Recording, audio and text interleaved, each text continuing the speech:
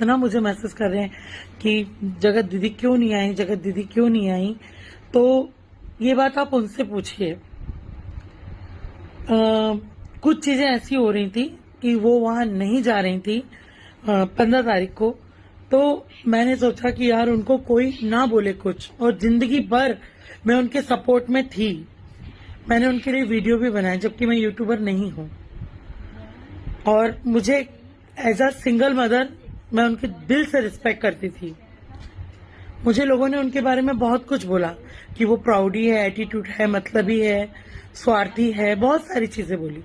But जब मैं उनके घर गई मुझे अच्छा लगा और मैंने उनको किया।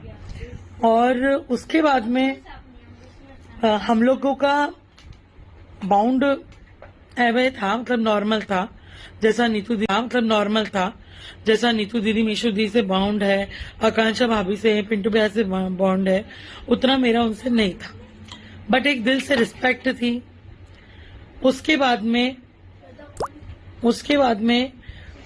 मैं जब से यहाँ आई 12 तारीख से कंटिन्यूसली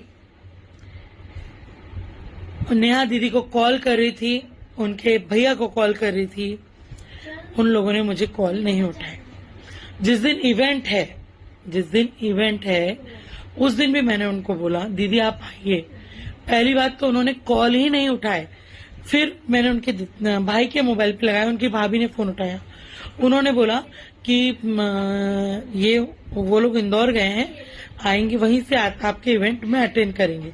मैंने बोला देखिए आप लोग यूट्यूबर हो ठीक है, पर मैं भी एक ऑर्गेनाइजर हूँ, मेरी इमेज भी है। और अगर आप लोग नहीं आते हैं तो आपने 2 दिन पहले मुझे कंफर्म करना था, क्योंकि मुझे उनकी फ्रेंड के जरिए पता चल गया था कि वो नहीं आने वाली। उन्होंने सिर्फ मेरा यूज किया। और जब से पता चला कि नीतू दीदी नहीं आ रही है तब से नेचर टोटली अलग हो चुका था। ये वीडियो मैं इसलिए बना रही हूँ क्योंकि मुझे अब उनके साथ कोई भी रिलेशन नहीं रखना है, बिल्कुल नहीं रखना है। क्योंकि जो पब्लिक बोलती है ना कि वो मतलबी हैं, स्वार्थी हैं, तो ये सही है। मैंने उनके कारण बहुत सारी एंट्रियों को लात मारी क्योंकि मैं उनके लिए कुछ अलग करना चाहती थी। एज अ सिंगल मदर मैं उनकी रिस्पेक्ट करना चाहती थी। बट उन्होंने मेरी धज्जी उड़ा दी। आज आप लोग मुझे ऐसे मैसेज कर रहे हो ना, मुझे दुख हो रहा है, मैं रो रही हूं अंदर से कि मेरे साथ ऐसा किया गया।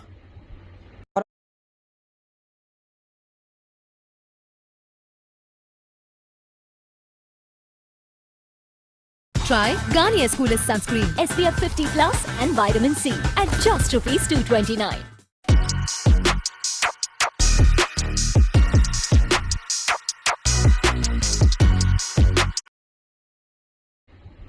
औरत तो है ये खिलाड़ी नंबर 1 की। जानते हो उसने क्या किया? उसने जितने भी लोग थे भोपाल साइड से जो पहले इवेंट में गए थे, उस इवेंट में जितने लोग गए थे उनने कितने सारे लोगों को मना करवा दिया कि ये लोग इवेंट में आएंगे तो मैं कतई नहीं आऊंगी।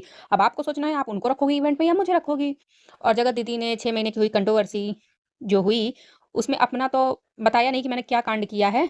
लप्पू और लप्पी का कांड बता के उनके आगे टिटुए आंसू बहाने लगी, दिखावटी आंसू बहाने लगी।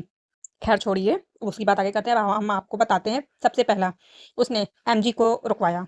एमजी वैसे भी नहीं जाना चाहती थी इवेंट में क्योंकि वहाँ जगत औरत आ रही थी और इतनी बड़ी कंट्रोवर्सी हो गई थी। तो लोग वीडियो रिएक्शन बन रहे थे कि देखते हैं वहाँ पे जब सारे भोपाल के लोग मिलेंगे तो जगत औरत का क्या हाल होगा, क्या एक दूसरे से लोग बोलेंगे। ऐसा हुआ था कुछ। तो एमजी नहीं जा रही थी लेकिन सब ने उन्हें फोर्स किया। तो वो सोची चलो मैं चली जाती हूँ। ये सब वीआईपी लिस्ट में थे, जितने भी भोपाल के लोग हैं सब वीआईपी लिस्ट में थे, उनका नाम वीआईपी लिस्ट में था। तो इन्होंने जैसे तैसे जाने का मन बनाया लोगों के कहने पे। तो जब इवेंट वाली दीदी को इन्होंने फ़ोन किया एमजी ने, तो उन्होंने कहा कि सीट तो फुल हो चुकी है, वीआईपी सीट में अब जगह नहीं है, आप चाहो तो नॉर्मल जैसे लोग आते हैं वैसे आ सकती हो।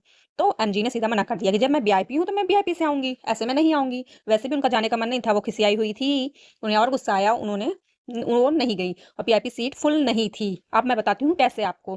क्योंकि जगत औरत ने अपना असली रूप दिखा दिया। उसने एमजी को बुलाने से मना कर दिया क्योंकि वो जानती हो कितनी चालबाज औरत है। यूट्यूब पे तो सती सावित्री बनी थी, उसका मुखौटा उतर गया। अब इस समय कुछ नहीं बोल रही है लेकिन पीठ पीछे चालें चल रही है, बखूबी चल रही है। उसने इवेंट वाली दीदी से कहा होगा वो सब आएंगे तो मैं नहीं आऊंगी। अगर आपको अपने इवेंट की जान शान और टीआरपी चाहिए तो मुझे मुझे बुलाएंगी, और मुझे बुलाएंगी तो उनको नहीं बुलाएंगी। और क्योंकि उनके बगैर कहीं किसी भी फंक्शन पार्टी में वो जाती हैं तो वहाँ 4 चाँद लग जाते हैं, लेकिन वो समय गया, ये समय कुछ अलग है, वो समय गया। तो इन्होंने एमजी को मना किया कि आप उन्हें नहीं बुलाएँगी, ठीक? पहली बात। दूसरी बात, इन्होंने जशिका को भी मना किया, जिससे इनको नफ़रत थी, सबको इन्होंने मना किया। जशिका को भी मना कर दिया, उन्हें भी नहीं बुलाओगे।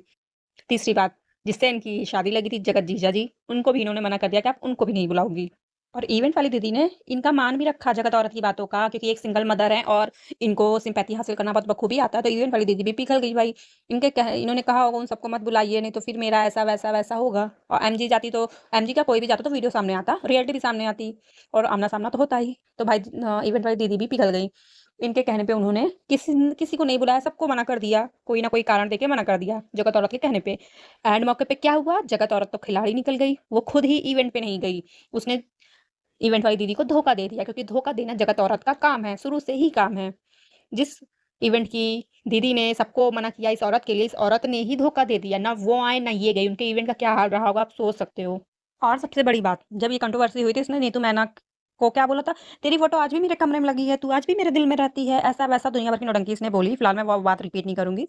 इसने नीतू मैना को भी मना किया कि उसको भी मत बुलाओ, लेकिन और वो सॉरी इवेंट वाली दीदी ने वो चीज़ नहीं मानी। वो उन्होंने ये चीज़ क्यों नहीं मानी, क्योंकि नीतू की वजह से उनकी काफ़ी ज़्यादा प्रमोशन हुआ, काफ़ी ज़्यादा उनको लोग जानने लगे हैं और नीतू ने काफ़ी ज़्यादा ही प्रमोशन किया उनका, इसलिए उन्होंने उनको मना नहीं किया। फिलहाल नीतू के साथ दुर्घटना घट गई, वो वैसे भी नहीं गई और ना जाती इवेंट में, क्योंकि उसके घर में इतना बड़ा हादसा हो गया। ये कितनी गिरी हुई औरत है, किसी को नहीं छोड़ती। सभी रिएक्शन वाले, सभी सब्सक्राइबर, सभी यूट्यूब जितने वीडियो बनाते हैं, उन सब की ऑडियंस सब 14 जून का वेट कर रही थी। तो क्या हुआ भाई, 14 जून आया, सूखा-सूखा आया, सूखा-सूखा चला गया। इवेंट में किसी का वीडियो ही नहीं आया। और सबसे बड़ी बात, जिस देवरानी के ये दिन भर बुराई करती रहती हैं, बुराई करने से चूकती नहीं, उसको भी इन्होंने मना करवा दिया कि वो भी इवेंट में नहीं आएगी। सोचिए इतने सारे लोगों को इन्होंने मना करवाया कि ये सब इवेंट में नहीं आएँगे। नहीं ठीक है तुमने मना करवाया ठीक है, लेकिन तुम क्यों नहीं गई? भाई ये ठहरी राजा महाराजा घर की बहुत बड़ी घर की, इनके सब शेड्यूल रहता है, तो उस दिन कोई शेड्यूल रहा होगा, कोई ना कोई एक्सप्लेनेशन दे देंगी। इनका काम है लोगों को धोखे में रखना। जैसे कि ये वीडियो बनाती हैं, थंबनेल से लोगों को धोखे में रखती हैं। लोग थंबनेल से उस पे क्लिक करते हैं, अंदर मम्मी चाय दे दो, मम्मी खाना दे दो, मेरे को भूख लगी है, आज मैं ये कपड़ा रख रही हूँ, आज मैं वो कपड़ा रख रही हूँ, आज तुम लोग मीशो से ये ले लो, वो ले लो, मैं यहाँ गई, मैंने ये घूमा, मैंने बाल कटवाया, मैंने नहाया, मैं सो के उठी। बस इनके वीडियो में यही रहता है, थंबनेल गुमराह करने के लिए लगाते हैं। तो इनका कांड यही है और कुछ नहीं है। लेकिन इन्होंने उन दीदी को इतना बड़ा धोखा क्यों दिया इवेंट वाली को, मेरे को समझ में नहीं आती। सबके साथ तो गद्दारी करती हो, उनको तो छोड़ देती। तुम्हारी क्या वैल्यू रह गई होगी? वैसे भी यूट्यूब पे तो तुम्हारी छीछा-लेदर हो चुकी है, उनकी नज़रों में भी तुम्हारी छीछा-लेदर हो गई। और आज मैं इस बात को समझ सकती हूँ और शायद वो भी समझ जाएँगी